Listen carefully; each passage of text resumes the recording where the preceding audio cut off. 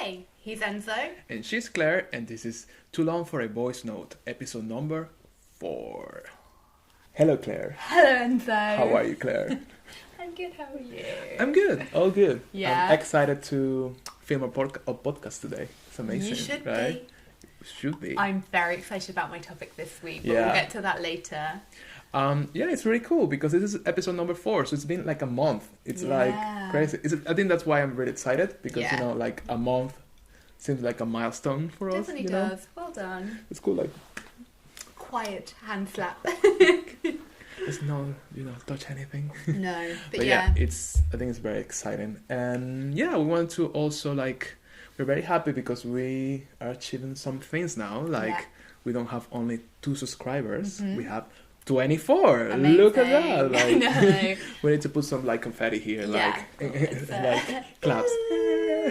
So But that's yeah, exciting. It's good. And yeah, really thank you to everybody who's watched and given us feedback. And you're telling us that there's been a big improvement between the episodes, so we're really glad about that. Yeah, it's amazing.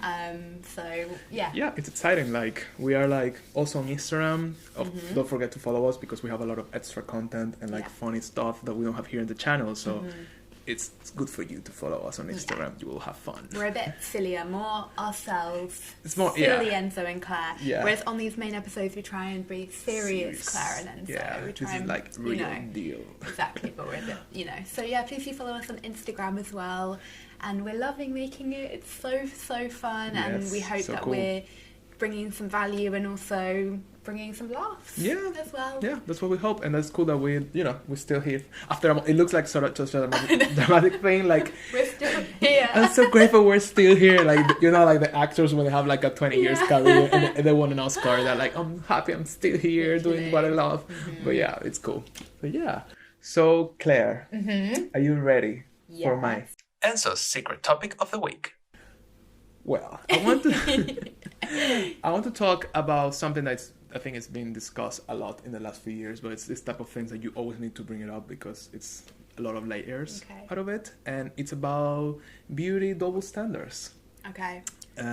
Between men and women. Men and women, Okay. yeah.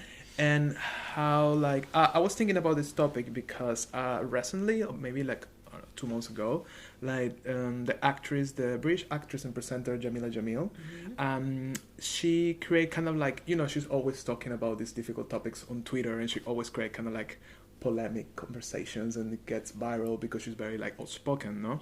I think everything started because there was a new cover of a magazine with Brad Pitt, and I think it was Brad Pitt, and she was like, oh, how weird is it, we always, when it's about men, in magazine covers, they always show the men as it looks, the skin, no Photoshop, no retouching.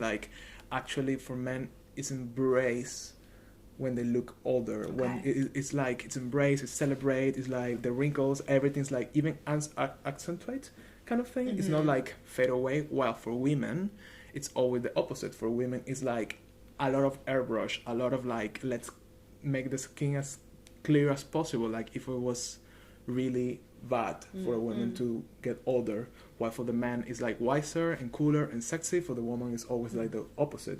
So it was interesting because obviously this is a really celebrity magazine kind of thing, but this translates literally to real life in every single sense of it. So what do you feel about have you noticed about this or the covers? I actually started noticing since I saw her post, because before I never thought about it, and that says a lot. I always, when you see a cover with a woman in the cover, you're like, oh yeah, she's always looked perfect, makeup, clear skin, this version that it's only possible to achieve on a cover of a magazine. And yeah, men are always real and cool and all this type of things, and I never pay attention to it. And since now I'm always looking at this when I see a new cover of a magazine or something, I'm always realizing this, and I was like, yeah, it's so true, and it's so fucked up in so many ways. And yeah, what do you feel about it?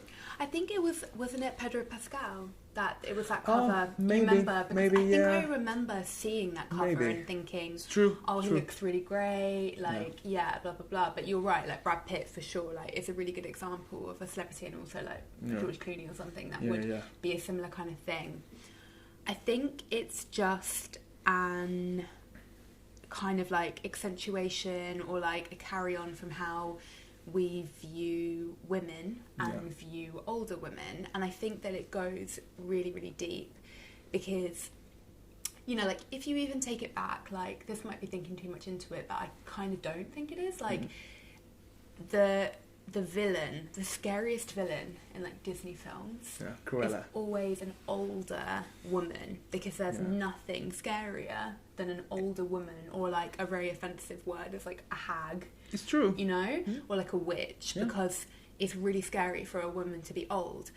And I think that's kind of where it comes from. I mean, we could take this in so many different ways. That's one thing that I think of when you talk about that, is representation of women in that kind of way. I also think old, you're mean, and you are scary. Kind of thing. And I think it's also, I don't think we're quite past. Why do we think young women are beautiful? If you look at it this way, we think young women are beautiful because they're fertile. As well, in a way. I know that that's a weird thing to say, because you're not sat there thinking, you know, for example, like Jamila Jamal, she's a really beautiful woman amongst like many other amazing things that she has. But, you know, you're not thinking, oh, Jamila's so beautiful because she's fertile. But maybe on a deep level, that's kind of like what we're thinking. And then what do we do with...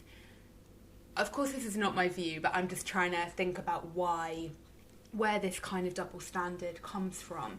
Is it really, like, what do we do with women who are older because they don't like fit a need in our society anymore? Is that maybe where this idea comes from? Like that old school and therefore, mentality. like, that men, you know, like older men are still able to reproduce. Of course, it's not all about this, but it's sort of like it's like a whole different thing, and it goes into like another thing of like, you're still, even though we've come a long way, you're probably still quite surprised if like an older woman is with a younger man. But it's so common for a younger woman to be with an older man of like 20-year age gap, 10-year age gap. You wouldn't blink an eye. The other way around, you'd be like, wow, it's true. okay. It's true. But why? Why is that? I don't know what you think on that. It has so many layers. I mean, what you think, it makes sense, but I mean, of course, beauty is always related to being young, because when you're younger, you look more fresh, vibrant, whatever. That's what we feel, which makes sense because, you know, like, we're getting older, obviously time pass, and as everything which is organic and it's alive, it looks the best when it's peak kind of thing. Right? I mean, but like in not judgment kind of thing, but just like it is what it is. Of course, like, your hair is gonna be stronger when you are 20s, or your bones will be stronger when you're 20s kind of thing. But so it's like natural progression. I get it. But why is that attractive? Why is smooth, flawless skin attractive and wrinkles aren't attractive? What does it like trigger in us to make us think what's happened that we think? And it has to be something evolutionary in my point of view. Could make sense. Like, it's not, you don't just think, oh, she's got such thick hair, she's so attractive. You know that thick hair, smooth skin is attractive, but you don't really know why. Yeah, you're not like, do you get me? Around thinking like, the hair. Exactly. Yeah. You're not like, oh, she's attractive, she could be a potential like baby mama, for example. You don't think that. And just like, absolutely not. I'm like, no. Well, maybe some people does that. I mean, but do you know what I mean? Yeah, I feel like, I don't know, it's a lot of levels, but also with women, I think it's very like cultural thing, because women since, I don't know, the 20s or whatever, they're being portrayed as an beauty object. And you know, this type of thing, like, women has the purpose of being beautiful, being next to a man, serve the house, and be like this kind of idea that women are like dolls, which is very creepy, and it's stayed for a longer time, because then I feel it's strange how for women they have this pressure to look beautiful their whole life, and when they don't look beautiful, they're just let themselves go, they're not useful anymore. While for men is much I think that's changing though. I feel like our generation, like men and women, in this case more men, which is the point, like, they're taking more care of themselves, and they get in their 50s and the 60s and they still look great, and it's like a thing that's accepted. But this is kind of new thing. Like, if you think about your family, probably, or like friends, probably older women, they're always looking better than the older men. Yeah, that's a fair point. Yeah. I always see it, and I always see it with my family, with my friends, with families, or my friend. Like, 60s, 70s for a women that always look good, and then the men, it always look like more they don't care, but it's kind of social thing because women are allowed to take care more of themselves than men. But then, you know, it's but so many things. I would have to disagree with you there, Enzo, because it's not that they're allowed to take care of themselves. They have to take care of themselves to be accepted still. It's not It's not like, I mean, you might disagree because you're a man. Yeah. Like, but the way I see it is that the men have the option. Maybe those women want to let themselves go. Yeah, true. Maybe they don't want to. Of course, like a lot of women, like probably our moms, like making an effort kind of thing. But maybe they feel that they can't like afford to let themselves go, whereas the man can afford to like get a belly. That's a very unfair stereotype. But do you know what I mean? I know it. What you say, it's true. But also, I feel because toxic masculinity, I think we're getting into another thing here. But the thing is, I think now this is changing, but at least from my vision of it, I feel like if a man is taking too much care of themselves, they're like gay, which is supposed to be something bad, or they're not like, or it's too much vanity for a man. And you know, when you're growing up, you heard this type of things, like a man shouldn't take care of them, or this kind of joke like, oh, she's a woman, she will take 2 hours to get ready, but I'm a man, I will take only 10 minutes kind of thing. You know, all these little ideas that a man shouldn't take care of himself that much because that's women's job to do. And I think that's getting, during the time, more and more and more, and it got like deeper and deeper to the point of where we are now, which has been for a long time. Like women, they need to, you know, if a woman doesn't take enough time taking care of herself, she's like, oh, you know, you will like kind of judge her, like oh no, she just get ready in 5 minutes, she doesn't even comb her hair, so oh no, that's not okay. Why she doesn't take care of herself? Why she doesn't put makeup? What is this? So I think there's a lot of ideas there. Like I feel it's I mean, it's unfair at one point because I don't know, I think some women probably they don't want to use makeup or comb their hair or whatever, but they feel forced to because even if you go to the store and you see the magazine, you will see this perfect woman. So it's like a lot of pressure on that, which also, you know, it's a model. And if it's a magazine, it's a different than real life because you need to understand also there's a representation of something.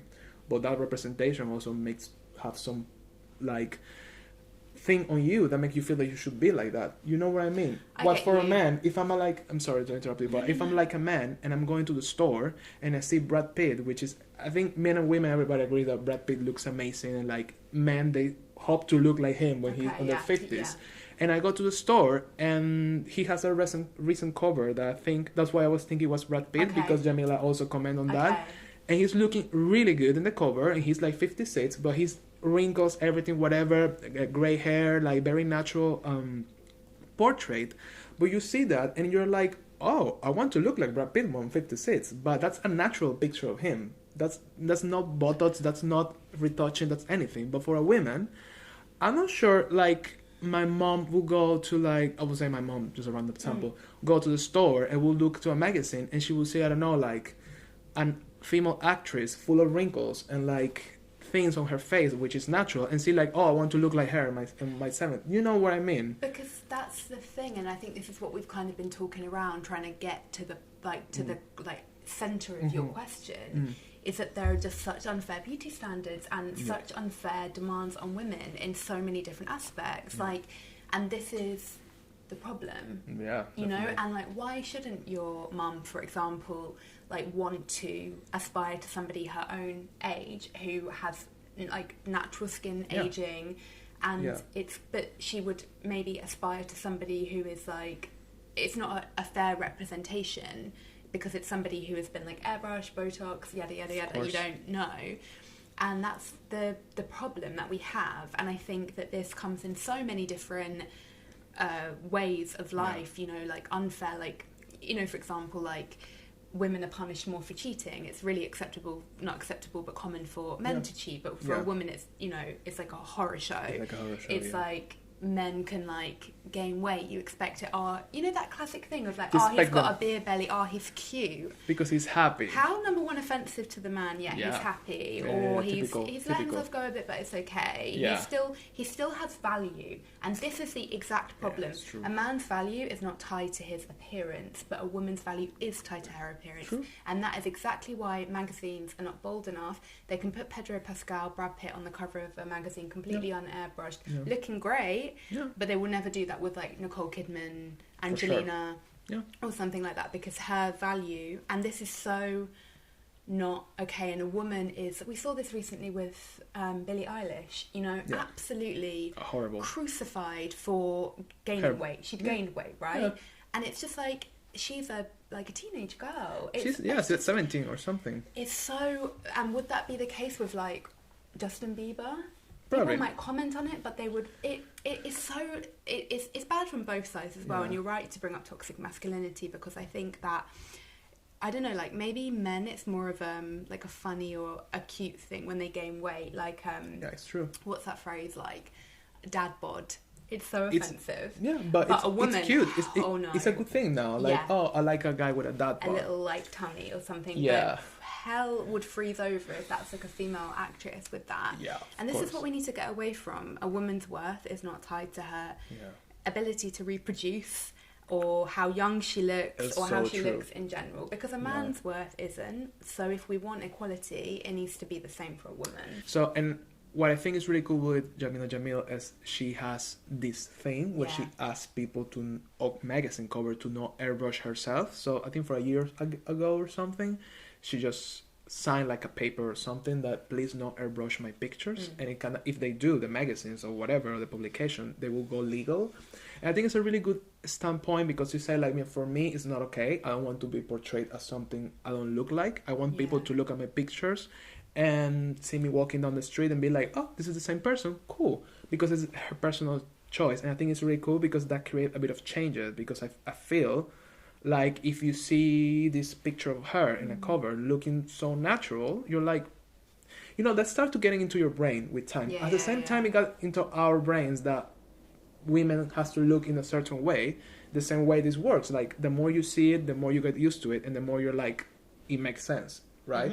And I find it really interesting. And at the end, her whole thing is talking about like all them women, because obviously they airbrush everybody. But the thing is, since you are 50 and more, they don't just touch men anywhere more, but women are super airbrushes. And she did like a lot of examples of it. Like, she showed pictures of like Julianne Moore, like Angelina Jolie, all these pictures. She was like, can you believe this? Like, they're literally, they look, first, this airbrushing, sometimes they look like not real skin ever. It looks like plastic kind of vibe. Which also I understand, like, from a photography point of view, because I found myself a few times, like, in this position, like, where do I stand with this? Because I understand if it's something like makeup or fashion, they remove a lot of things to make it look, to don't distract. Maybe just to say as well, for those who don't know, Enzo is a photographer. So he's like, if you're like, why is this guy getting so ill? Who is he? He is a photographer. So this is why it's true. So, but it's funny because they say they don't want anything that distracts the picture of the art of it.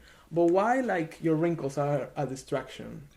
I understand, which is true. If it's a makeup picture, if the skin looks like a canvas, it looks better. In the picture, it looks, because you can focus on the makeup. But at the same time, this creating like an idea of people look like this. You know, if we want something so clear, why we don't put makeup on a mannequin? You know, but the thing is, they're different types of pictures. And I think maybe, I didn't see the Jamila Jamal post, but this is the problem, because I get it. When you're doing a beauty shot and you are advertising an eyeshadow, for example, you want the skin to be extremely clear because you're selling the eyeshadow. You want it to pop. You don't want somebody to be like, not a wrinkle, but say acne. There's nothing wrong with it, but you're drawing, the attention is going to be drawn away from the eyeshadow which you're selling. I understand. The problem is that a lot of these, like, actor, like the Pedro Pascal cover, for example, he was promoting something and it was a kind of, you know, like a candid portrait kind of thing. It's just him, an amazing photo. But there will be an equivalent of that with Nicole Kidman promoting something and just like a candid shot for like Verity magazine or something along those lines.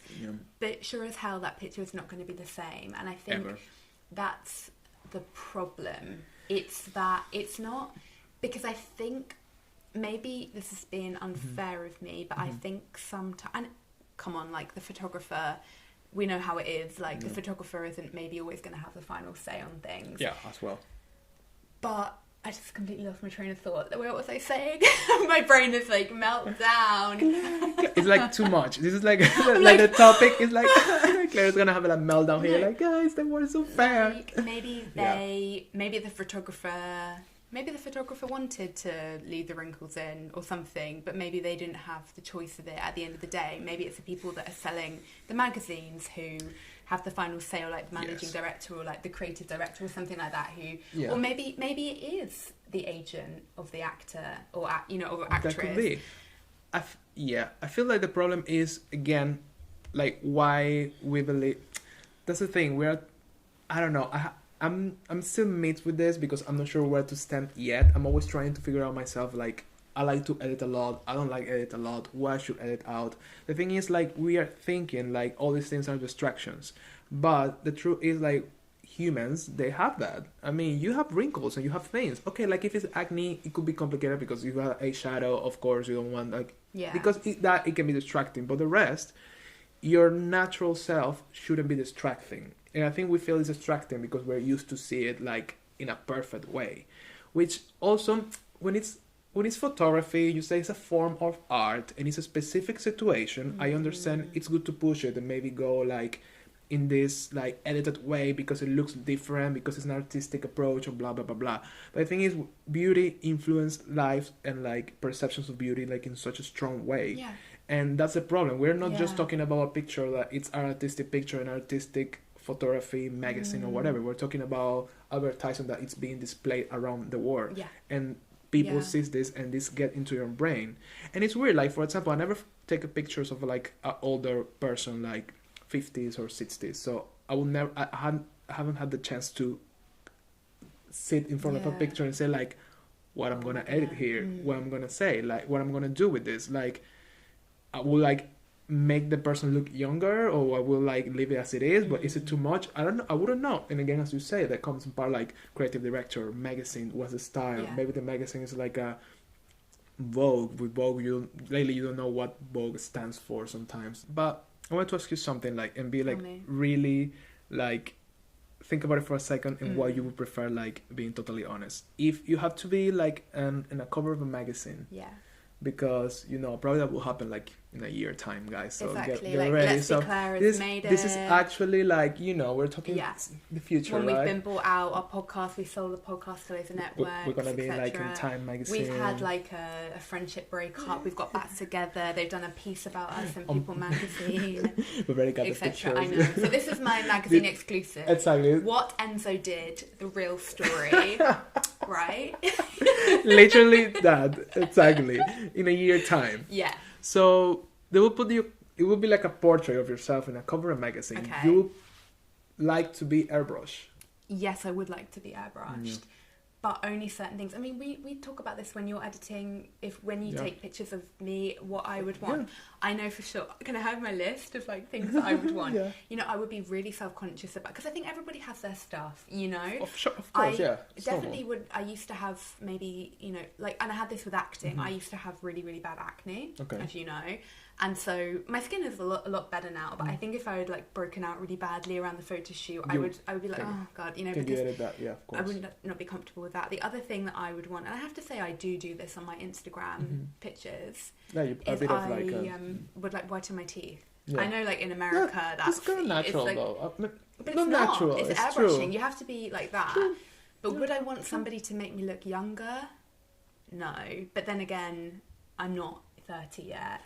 And I'm not sat here, I don't know how I would, if you're asking me this when I'm 50, maybe it's a whole different set of things. I'm fairly happy with my appearance. Little bits I'd like to be edited. I would feel extremely uncomfortable if they made me thinner. That's Definitely. A whole nother can of worms. Yeah. I think... How about you? Like, yeah, of course. And this falls into the point again, like, but I don't know, because like if I'm used... Again, like, I feel sometimes if it's edited, it will look like more professional, more like work on. So it will be like, it looks like a professional picture because also it's a view of it. If you want to look like a magazine, you need to look a bit like not the real version of yourself. And it's a fucked up.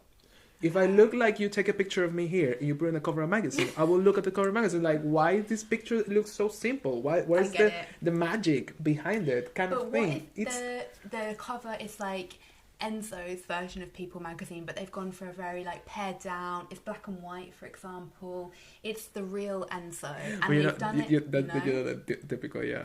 Like that kind of thing. I think it doesn't really need editing. To be honest, if that is something like pimples or something but not my face, because I don't like the idea like change your nose. I don't. This is awful, or your eyes or things like that, and that's really problem. That's so problematic. It's like why and but probably. But I don't know if it's because I'm used to I wouldn't like to look like too casual. Maybe I don't know. You know what I mean? I want to look like because let's go for it. Would you like it if you're kind of hench anyway, like you're built. Would you like it if they made you bigger, like No, that would make me so depressed. I will hate it. I will hate it because the thing is I don't like lie to myself kind of thing. Okay. And so I wouldn't like to see myself in a thing that I'm not, and maybe I would like to achieve. I don't like it. That's why when people edit too much pictures for me, it's like because I wouldn't like that for myself. If I look like that, it's because I actually look like that. Yeah, and then you're like, wow, my body's looking so good. I'm so proud of myself. Exactly. That kind of thing. I understand. But, I wonder if they do that. Do you think they do that for men? Yeah, probably a bit, but not with women. They do it like boobs, ass, whatever. Of course, they make everything bigger. Well, now it's bigger. Probably in the 90s was slimmer for sure, because it was smaller waist. But now because all the trends, so it's boom, boom, boom thing. Like the whole thing. For men, I don't think it's that much. Definitely, I don't see like in a magazine like making the bump or the guy bigger. I bet they do some enhancement. Say, I'm thinking of like a Chris Hemsworth. Men's Health, he's all got his top off. They're gonna add some like definition to those abs or something. Also, I know for I think we can be this forever, but just to finish, I know we can't go on about this forever. I know in Men's Health before the shoot they do a lot of exercise. It's they do I think a 2-hour session before the shoot, and they go straight to the shoot because their muscles are pumped. Yeah, for 2 hours, 1 hour and a half. It's just for the shoot. So, but that makes perfect sense to me. I think there's absolutely no problem in that. At least it's natural. Also, if I had a shoot like when I used to have acting jobs, I would work out before because it made me feel good, and it makes that's still why I love working. And your body's ready and loose and everything like that, and so it's a topic. What an interesting topic. So we could honestly go on about this forever. I would love to hear people's opinions. If you're watching on YouTube, probably if you are we will put here the magazine covers to compare. I think it's really interesting. And since that point that Jamila Jamil say when she was talking about this, I can stop seeing it. Every single time I see a magazine cover, and it's look at this man, no Photoshop. Look at this woman, full Photoshop. Now I think that's good when people they bring up this conversation. I agree. And I think especially her, she has such a big influence over whatever is even better. And it makes us talk. One thing I just want to say to just wrap that up, I think it's so alarming that because for me, I would say that I'm quite in tune with that kind of stuff. I didn't even notice, it didn't even cross my mind when I saw that Pedro Pascal cover. And that really shocked me because I thought it's so true. It's just that we're so conditioned and used to seeing women in a certain way, men in a certain way. And I think it's so good that people kind of make you, look at yourself and think, come on, what are your standards of beauty as well, and what are you used to? And it's not completely our fault, but I think we need to be aware of it. And I agree. I think once you see it, you can't unsee it. Yeah, now it's which is good to have this conversation. Sometimes it seems like it's pointless, but I'm sure the two people that watch our podcast, the 24, because we're 24 subscribers now. We have a lot of views. I'm joking. Thank you, guys. But the people that look at our podcast weekly on YouTube in the video, they will now, probably you will think about this as well. You will think about it every single time you see a cover. God, what have they done to that poor Claire? And so he has his wrinkles. And Claire is under a filter, Oh, it's so funny. No, just teething. But this is all real. That's all real. But anyway, it's it. remember the filter conversation. This is actually this podcast takes a lot of editing because the filter that Claire puts on herself only. I'm telling you guys. Exactly. But yeah. She's like, I'm just like, excuse me, don't, you know. It's a very interesting topic. Thank you, Enzo. My pleasure. So I think it's time for Claire's secret topic of the week. So are you ready for my topic, Enzo?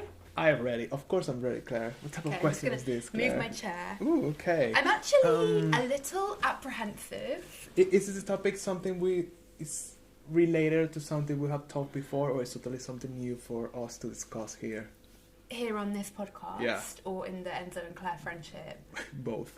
Okay, we did touch on... I don't know why I'm like building it up, but we actually touched on this if you guys haven't seen it yet, we did a very controversial reaction to the Maluma and Weeknd. Okay. We touched on it there. If you can, I want you to guess actually. Okay. And we've spoken a little bit, not too much, and certainly not recently, about this topic. Okay. What do you think it is? Something maybe along the lines of like sexuality, or like something about because we thought gays. Dun dun dun dun. Homosexuals. Actually no. Okay. But that's super interesting. Yeah, I thought we were going that way because in the Maluma video we were like talking about that kind of thing. Yeah, definitely watch it. I'll leave it in the cards. But no, it's actually about cultural appropriation. Oof, what a topic. Oof. You're literally like, oof. Okay, it's reaction. Okay, I think, well, let me explain where it comes from, or why I wanted to talk about this, and I would just love to hear your opinion. Explain yourself, Claire. I will. Okay, so, well, yesterday I saw an article that was talking about, it was actually not related to cultural appropriation. First of all, I thought it was, but it wasn't. It was to do with how like fashion designers in Australia are using like indigenous fashion techniques more, and it's actually sustainable and super interesting. But it made me think about a video that I had seen in Japan. There's this subculture of people, men and women, who emulate the Chicano or Chicana lifestyle. Okay. So for people that don't... Do you actually know what Chicano or Chicana is? I'll just say Chicano just for the purposes, just otherwise it's going to be a lot if I'm saying both. Okay. Yeah. But I know female Spanish is A, male O. I'm like, just like, please have some respect. I'll just say Chicano for the purposes of this podcast. I think it's a hard thing to talk about, and I want to just acknowledge that whatever I say, I know that I am a white middle-class woman. I am aware of my privilege, so of course I would like to think I'm a respectful person, but I know where I'm coming from. I know that I'm able to say these things with a certain amount of privilege, so I just want to say that at the top as well. Yeah, it's true. So, like... It's just, you know... Please don't cancel me. Don't cancel me in this. And it's like, please get to the point, woman. Right. So there's a subculture in Japan. These people emulate the Chicano lifestyle. Chicano means an American citizen who was born in America, but they have Mexican descent. Okay. So their parents were born in Mexico, or their grandparents were born in Mexico, but they're born and bred in the US. Yeah. But they want to acknowledge their Mexican roots. So it's very specific. It's not like Latinos in America. It's like Mexican American. And of course, not all Mexican Americans are gonna identify as a Chicano. Yeah. But it's super interesting. Yeah. Because, and it's in a part of LA as well, where there's like a big Mexican American community. So cross over to Japan, there's this group, and these people like take it really, really seriously, and they've got the low rider cars, you know, like the cars that like bounce. They're like, they interview these girls who are, you know, doing makeup. Like, it's kind of like a very 90s kind of look, just for, you know, we for the YouTube watchers, we'll insert a picture, but for our audio listeners, it just to describe, it's kind of like dark lit, maybe bandanas, very like baggy street kind of clothes. And with the cars as well, that's a big part of it. And they really, really take this. They're living that lifestyle in Japan. They interview a singer who is like a Chicano singer. She's Japanese, but she actually like raps in Spanish and English and Japanese as well. And I saw a couple of videos about it. I want to share my opinion, but I want to hear Enzo's first. But yeah, that's basically it. And I just thought it was so interesting. And I think the question that the video was posing, like, is this cultural appropriation, or is it a bad or a good thing? Or what is it around this? And I just think it's a very interesting topic, and there's a lot of different layers to it, but we'll talk about it more. But from that, what do you think? So really interesting, difficult topic. Cultural appropriation is such a difficult thing. I feel like I'm still learning out of it a lot. I feel like a few years ago, like kind of recent, I will say, I didn't understand a lot of things, and I'm kind of like learning on the way because there's many layers. And I feel, going back to your example of Japan, I think Japan has it's like a different animal, because it's like a subculture of that as well, which is like they do this a lot of, like, I know they have like thematic places or restaurants where people just want to, where Japanese just want to be like American, like cleaners, things like that. I saw this in a show. It was kind of, it's not even like a sexual thing at all. It's just like, there was this place like in a restaurant, they were all dressed as a cleaners, and there was like a fantasy, and you would eat to this place, and they really love their job. This is like something I feel like similar to your example. Like they have a kind of like, they take these ideas of another cultures, and they take from themselves, and they create like a whole like a second subculture thing, which is like paying tribute to a different thing, which for me is like, I think it is cultural appropriation in a way, but at the same time I think they see it as like admiration, which is, I think, is the thin line between cultural appropriation and not cultural appropriation, because I feel people always pass it as an admiration, or as, I like it something so much that I want to be like that. Yeah, I think it's the line between cultural appropriation being good or bad. Yeah, that's the line. It is cultural appropriation in both examples. I think the difference with the example, and this is kind of what they pick up on, is, you know, like, so the Chicano, it was actually a movement. I didn't know that. It was a movement in the 70s when Mexican Americans were being oppressed. Okay. And so it has its roots in politics and rebellion. And so this guy that was interviewing some of these people in Japan was saying, and this is the problem, I think, where the issue with cultural appropriation comes, is that Mexican Americans could be punished or, you know, treated in an unfair way for dressing like that, and it was a sign of resistance.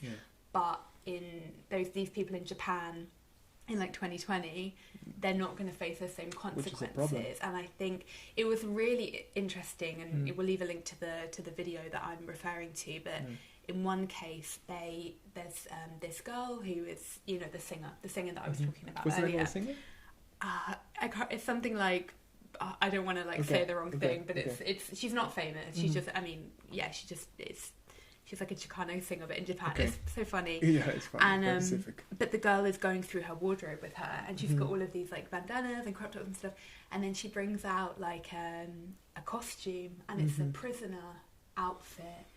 And she's like, wow, okay. And the girl says, you know, I have a lot of Mexican American friends who would find this like deeply offensive. Of course. And it's like the worst stereotype of a Mexican. Yeah. And, you know, she kind of responds to it really well and says, you know, I'm obviously not going to always get it right, but I think are these things kind of reinforcing it, or where is it fair to kind of adopt somebody's culture? And this is kind of the question. Yeah. I think, again, I don't know how to stand with the Japan thing, because they do this a lot and I quite don't understand it. I think it's a fascination with other cultures that are not Asian. Yeah. And they do this type of things a lot, that they embrace a character like this, or they want to live a life that's not their life, because, I don't know, maybe they don't appreciate being Asians. And I think it's going to very like other places. So yeah, or maybe I don't think it's about not appreciating their own culture or not wanting to be Asian. I think it might be to do with the fact that I get the impression that in Japan it's a very homogenous society, and especially for women, they have to be, maybe it's more acceptable for women to be kind of like all the worst stereotypes of Asian women, like submissive or cute and girly. And some people are just not going to be like that, not because of their culture, but just because that's not who they are.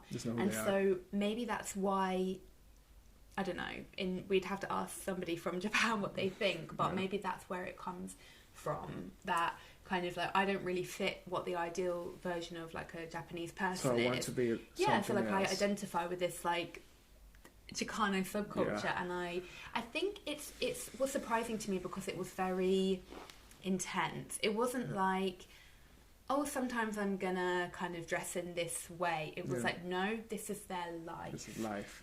And it's a really difficult thing because I mean, personally, I think it's a really fucked up idea. Like, they really like change their way of life or way of living or who they are to become a person that in theory is living somewhere else. You know what I mean? Like, they're literally kind of like, it's like, I'm from here, but I don't want to feel like I'm from here. So everything that defines me, like I'm Japanese, I will take that out and I will pretend I'm somebody that lives somewhere else and has a different type of life.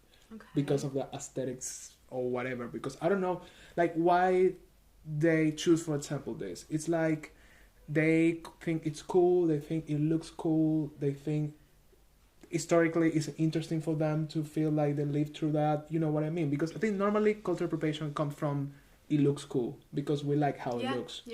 The problem is how it looks. It can have a lot of like historical implications, which happens all the time. Like with hairdos, with body, with costumes, like pieces of clothing. Like they have like historic, they have traditional implications. They have a lot of things, and that's why it can be offensive because it's not like, because a garment of a makeup or the way you comb your hair doesn't. It's not just it's pretty. It has. Nowadays maybe it's different for like now in the future, but because also this is changing. But I feel like from the history side of it, it always has an implication why it's like that. So I wonder like why they do it, why they choose to. It's just admiration. It's just because they think it looks cool, or it was kind of a mix of different things. I think it was they liked the aesthetic of it. I think for the women, it definitely felt like it's kind of because the Chicano or Chicana thing is very like street, so it's very not kind of thing. Typical Japanese girl. It's like the opposite of like girly girl. Of course, You know, I hate that kind of thing, but you know, it's like not like that. It's not typically feminine. And they were kind of liking that, and they you know, some of the girls are really cool. They're like, I want to take care of myself. I want to be able to defend myself. It's not about fighting, but you know, I want to be strong. That kind of thing. So it was about that. A lot of them did, you know, they had done a lot of research and they knew a lot about the history. I found it interesting thinking about why don't they go and live in LA? Why are they not drawn to kind of, or is it that do they like being a little bit different or outside, but in Japan? And of course, like, I'm not saying like they should just leave Japan if they so love this thing, they should, you know, do that. No, but if they, because it felt like they identified, they found truth. That was the impression that I got. They found a kinship with these people. That's the fun thing, because if they move to LA, they wouldn't be interesting anymore. They will be the fake ones. Because why you will go to, because they can play a character in Japan, which for them is not maybe playing because it's their life in theory. But if they go where this is actually happening, they will be like, they were mocking them. Which is the point of which like, you're not like Mexican American. Why you're faking this? You are not us. And I think that's a problem of cultural appropriation, that it's difficult to understand sometimes, because I understand like admiration for something, for how it looks, of how it is or whatever. But the thing is, like, when it comes, you have a privilege to do these things because you're not suffering, or you're not part of the things, or you're not living the history that these people are or went through. So it's I don't know sometimes where to stand with this type of things, because of course I don't like people when they say, oh, I don't believe in that full cultural appropriation, we're one world, we should all share everything or whatever we like. But that is very insensitive also things to say, because, you know, like, again, these people from this culture, they look like that because some reasons. And it's not just about because it's pretty. It's not just because I put like a t-shirt on and look like that. So that's the thing. But also, I don't know, what I feel is like sometimes you may admire something, but I think there's ways to admire which is not using them just for yourself to, you know what I mean? Like if you admire the Japanese culture, maybe it's just better to go to Japan and maybe do something there that will make you feel part of the community and feel that you're giving something back because you love what's the culture overall, than just wearing a kimono. You know what I mean? I get you, but then what if you can say like, but that's kind of sad though, why shouldn't you let somebody who feels so kind of connected to, I mean, in the video the girl kind of makes this point, I don't, and this is something I wanted to bring up with you, because she says, oh, I love it when I go to blah blah blah and I see that people have samurai swords on t-shirts, or what if I go to America and say, well, you eat sushi and you use chopsticks, is that a problem? I don't know what you think, but I don't think that's a fair example. The samurai thing maybe, but I don't think, because then like we're both of like Italian origin, should we both be offended that people are eating pasta? No, it's ridiculous. Of course not. But it's like, food is a different example. That is not cultural appropriation. I see where she's coming from. Yeah. But that's not really the same thing, because anyone can say that then. Because we live in London, like there's every single food ever you could want ever, of course. And it's kind of like a good thing. It kind of like teaches you more about, because you might think, oh, like I haven't had that food before, let me look up about that country. Maybe it is offensive to see somebody wearing like a samurai sword thing on a t-shirt, because that's... I think because food is different, because probably doesn't have historical implications as much as other things.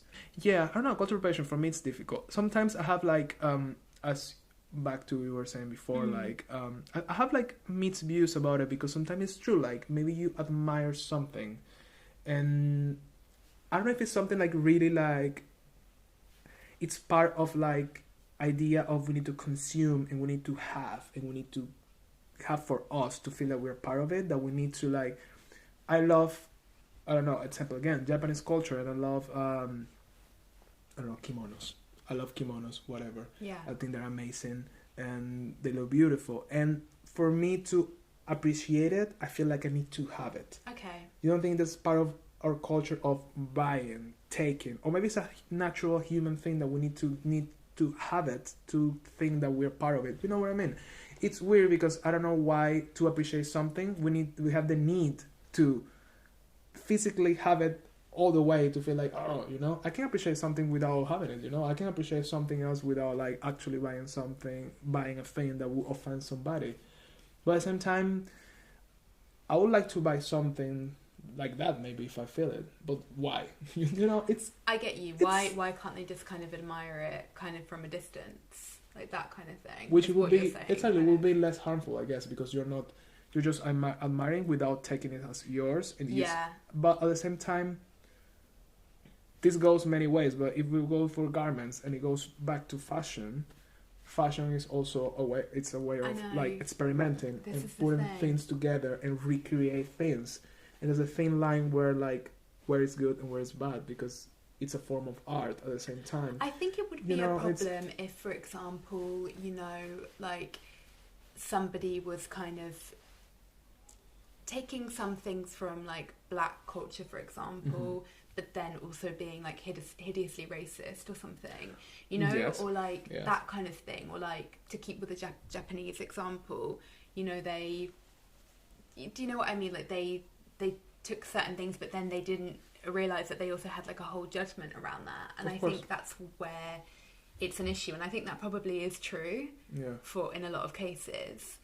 I think it's also, I think that in this example, how I ended up feeling was, it really, for these people that are emulating the Chicana lifestyle, because it's a whole nother layer. It's not like wearing a kimono occasionally, or like, you know, life. It's like you literally their life. And I think it was interesting that you touched on like, why don't they feel kind of like comfortable in like Japanese society? Not to say that you have to like, you're Japanese, you have to like stick in that kind of thing, but I think that's kind of an interesting part of it, that this is happening in Japan. It's not, it's a bit different, and there's like a whole different thing about Japanese culture.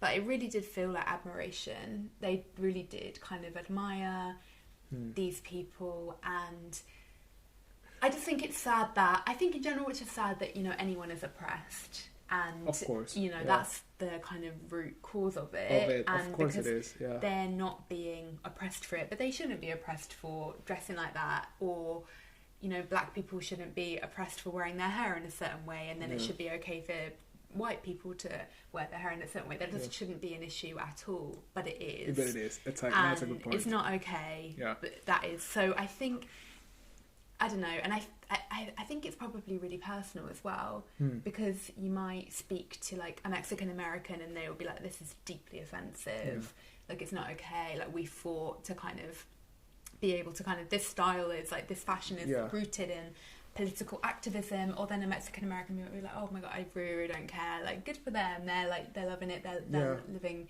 they're admiring our culture. It's true, it could be personal as well. And I think maybe that's the case with other examples that we have mentioned as well. And I think it will be interesting to keep talking about this topic in different, because I think it has different implications, depends on the direction you take it. Like it depends on how it transforms, like, because it's cultural appropriation like in fashion, music, culture, so it's many ways, and I think it has different levels of wrong or bad type of thing. And I think at the end of the day, I feel if somebody is feeling offended by something, it means something, you know what I mean? Because sometimes people are like, oh yeah, but everybody can get offended, oh blah blah blah, but if actually you're doing something that, even if it's two people feeling offended, it's something that you should look into, because maybe you're not understanding why, you don't know their story. And like, for example, we have a lot of privilege that a lot of people don't have. Some other people that have privilege that we don't have. And so that's why you need to be sensitive enough to stop for a second and listen and be like, that's fair enough. And if that's enough, if you felt offended, it's because something, like why you can just ignore it. And I think that's something that, for example, I try to do, like, because for me it's this topic, it's I've been like kind of changing my mind during time and trying to understand it better, because sometimes it falls into like admiration or like being offensive or not, and it has many layers. So I think at the end it's just stop and listen and see what, I agree, especially the person who's in the position say. I think so. And I think also,